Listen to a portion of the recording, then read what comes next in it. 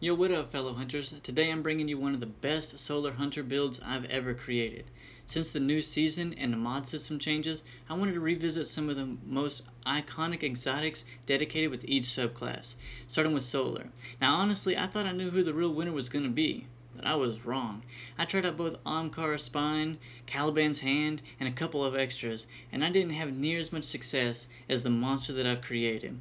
In most of the footage that you're looking at, I'm in the legendary campaign helping my clan members and causing the most ignitions I've ever created, and had an amazing time in the process.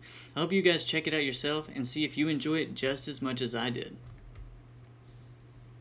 Now that you've seen it in action, let's take a closer look into what's going on. Now, I'm using Blade Barrage because it's my choice of super, but you can use whichever super you prefer.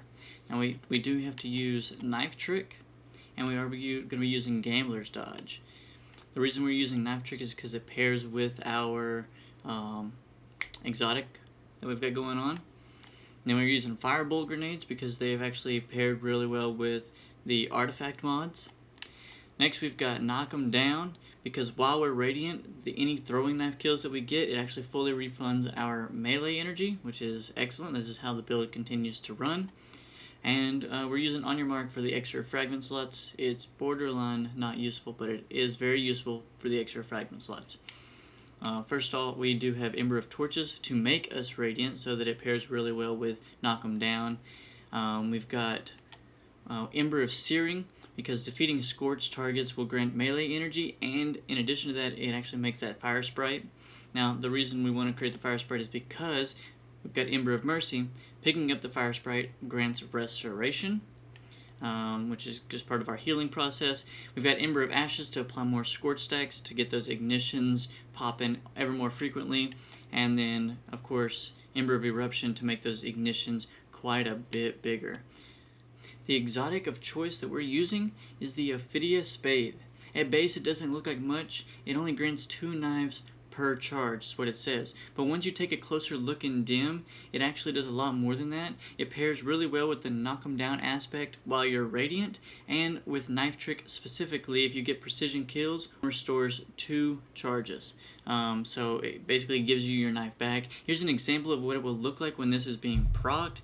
Now notice that I'm actually getting both of my charges back because even though I'm igniting the boss here in this example, I'm getting a kill or kills around him. So every time I get kills around him, he gives me my knife back, or both my knives back, which is great because I'm actually applying all the damage onto him but killing everyone else around him, and it's giving my knives back. The mods that we're pairing it with are actually very, very simple. Harmonic Siphon, just to get more orbs of power whenever we're getting kills with our solar weapon. I do have Hands On and Font of Wisdom to increase the amount of times that I can get my super. It's just bonus super energy on melee kills. Font of Wisdom, I actually have a really low intellect, so more super energy is fantastic. Our arms, we've got Focusing Strike, which is probably some of the most important mods are here on our arms. Focusing Strike will allow us to get more class ability energy whenever we cause damage with a melee attack. And Impact Induction will actually give us grenade cooldown whenever we cause damage with our melee attack. So every time we're throwing our knives out, which is all the time, we're reducing the cooldowns on both of our grenade and our class. And in addition to that, we're actually creating orbs of power every time we get a kill with our knives. Now, whenever we get orbs of power or the flame sprites, we actually become charged, armor charge, which is the new thing for this season. And so we've got emergency reinforcement, which just says if your shields get broken, you get actually more temporary damage reduction. It's fantastic. The flame sprites will give us restoration, which is more healing, and then down here in our feet we'll actually have recuperation, which we'll get to in just a second, but it basically just gives us more health. So when you're on your way to get those flame sprites and orbs of power and stuff to give you more healing, you have more damage reduction added to it, which we already have 100 resilience, so it's even better. When you pick up your flame sprites and your orbs of power, you immediately get your armor charge back, so it's really not even consuming much of anything because you immediately replace it with the item that you were headed out to. I do also have some more resistance. In this case, it's form of solar. You can have whichever resistance you prefer.